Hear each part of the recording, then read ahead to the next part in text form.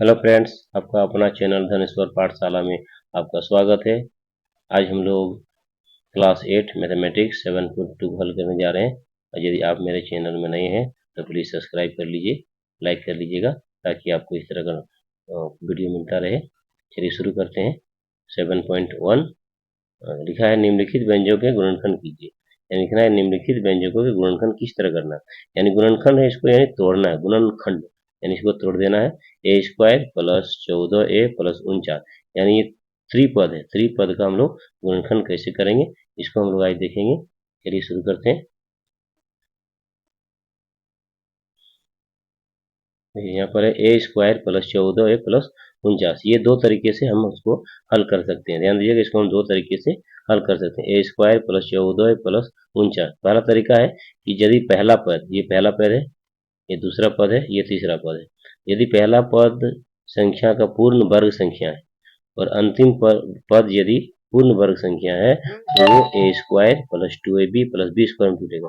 यानी कि a square का वर्गमूल होगा ए और 49 का वर्गमूल होगा 7। यानी पहला पद जो है वो पूर्ण वर्ग संख्या है और तीसरा पद भी जो है पूर्ण वर्ग संख्या है।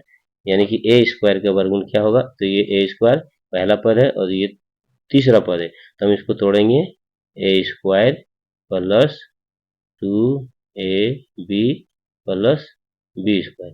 यहाँ देखिए आप ए स्क्वायर है तो ए स्क्वायर का वर्गमूल हो जाएगा ए, यानी ए इक्वल टू हो जाएगा ए मानेंगे। और 49 है, 49 का वर्गमूल 7, यानी बी बराबर हो जाएगा 7। अब इसी ए का वैल्यू ए और बी बराबर हो गया 7। इसको इस पद पर हम इस फॉर्मूला में हम बैठा देते हैं। ए है तो ए का स्क्वायर हो गया प्लस 2ab, यानी गुना 2 गुना ए का वैल्यू ए है, गुना बी का वैल्यू कितना है 7, तो फिर प्लस होता है बी स्क्वायर, यानी बी का वैल्यू 7, 7 का स्क्वायर। ठीक है। अब ये देखिए a square plus 2ab plus b square.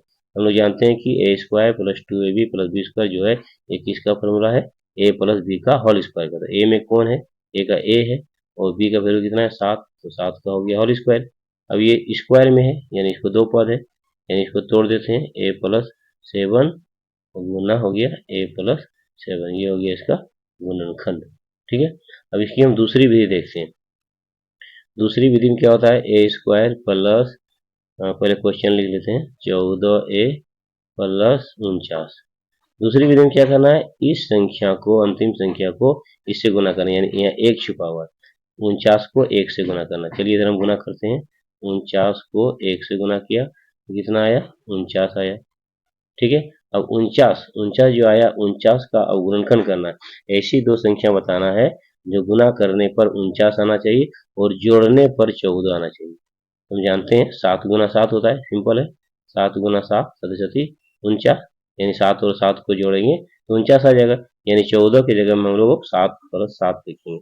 ये हो गया ए स्क्वायर का ए स्क्वायर प्लस ये हो जाएगा 7a प्लस 7a प्लस 49। देखिए अब इसको जोड़ेंगे 7 7 को, ये 14 आ जाएगा।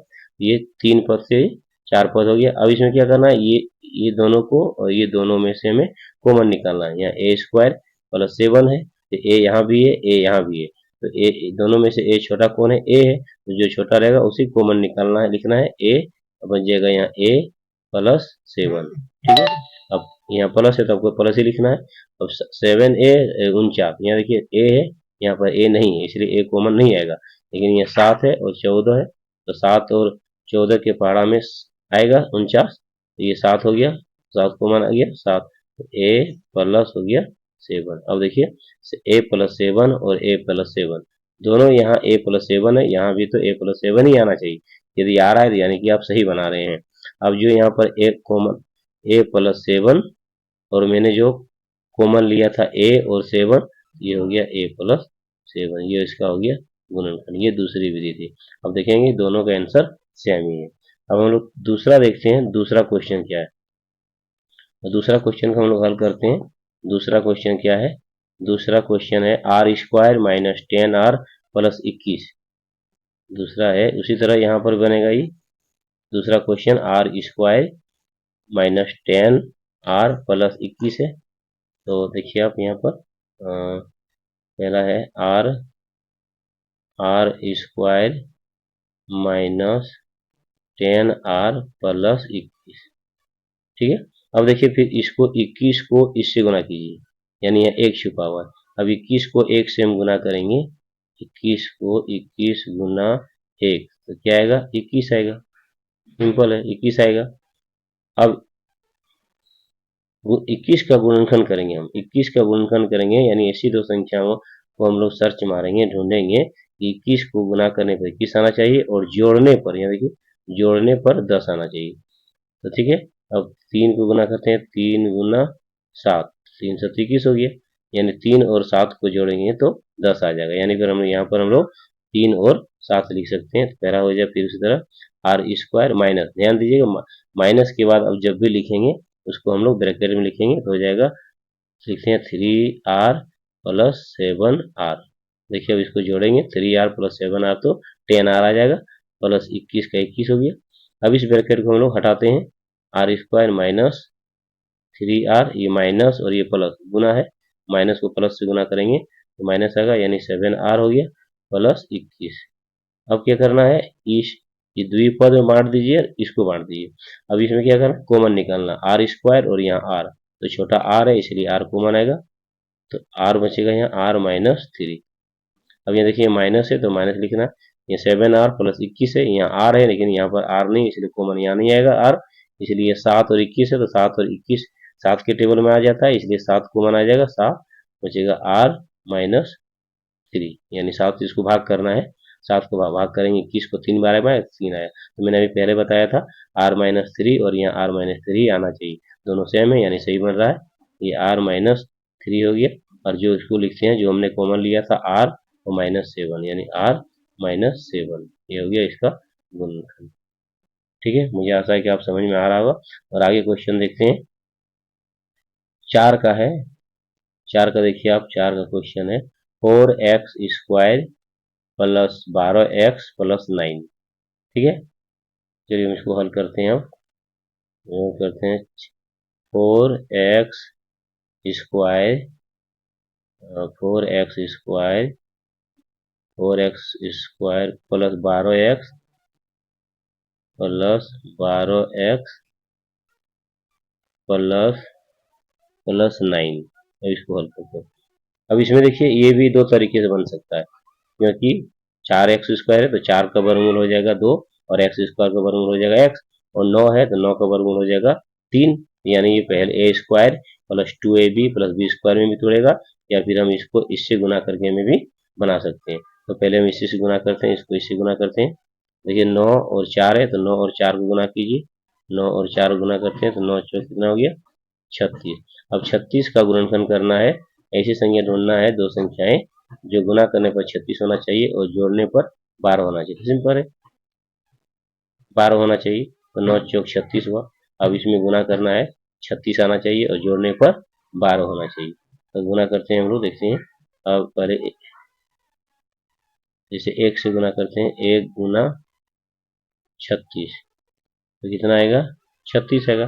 गुना जोड़ेंगे तो 36 और 1 37 हो जाएगा। 2 से गुना करते हैं, 2 गुना 18, 18 दूनी 36, 18 दो 20 आएगा, यहाँ 20 नहीं है। 3 से गुना करते हैं, 3 गुना 12, 12 तो ये 36। अब जोड़ेंगे तो 12 3 15 आएगा। 4 से गुना करते हैं तो 4 गुना 9, तो 4 नम 36, 9 4 जोड़ते हैं कितना आएगा, 9 4 13 आएगा, लेकिन अभी तक 12 नहीं आया है। अब 12 संख्या किस में आएगा, 6 से जोड़ते हैं, 6 गुना 6 आएगा, 6 छक 36, यानी 6 और 6 को जोड़ेंगे तो 12 आ जाएगा। ठीक है, यानी कि हम लोग यहाँ पर 12 की जगह 6x प्लस 6x लिख सकते हैं। ये हो गया 4x स्क्वायर प्लस यहाँ होगा 6x प्लस 6x प्लस 9।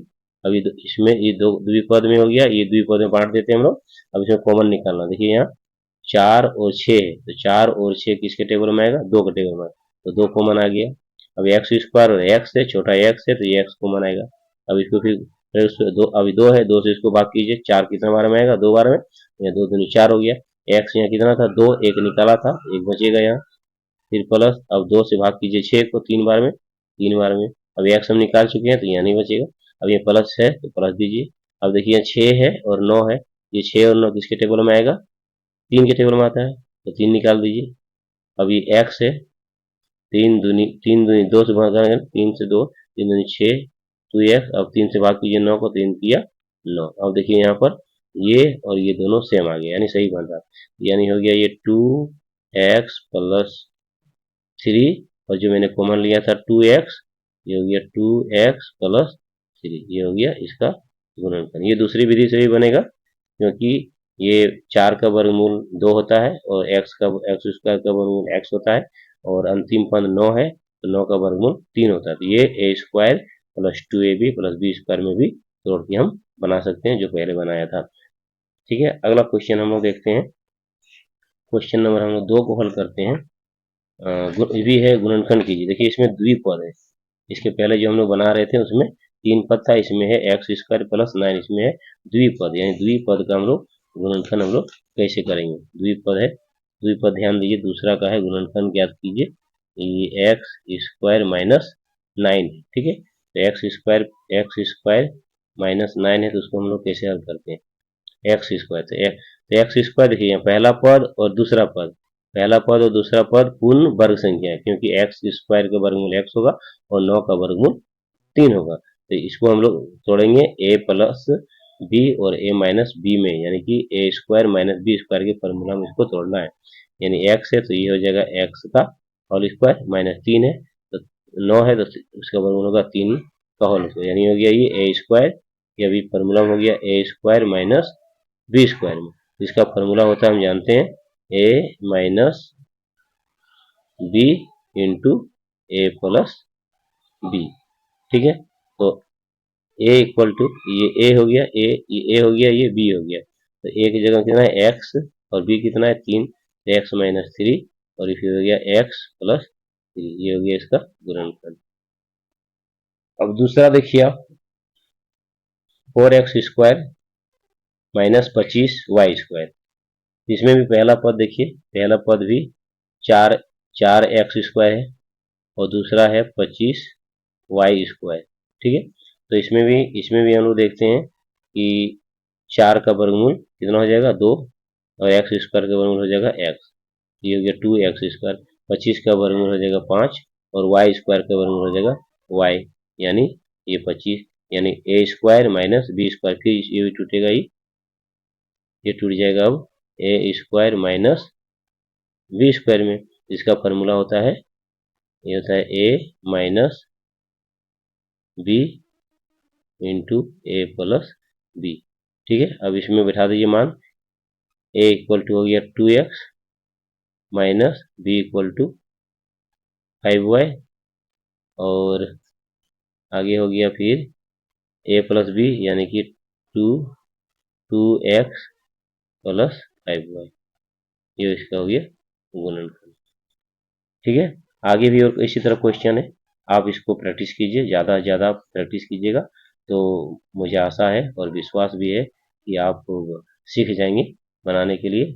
और आप मेरे चैनल में फिर से वो हैं, आप मेरे चैनल में यदि नए हैं तो प्लीज़ सब्सक्राइब कर लीजिए, पेज में तो फॉलो कर लीजिए, ताकि आपको इस तरह का वीडियो मिलता रहे। धन्यवाद।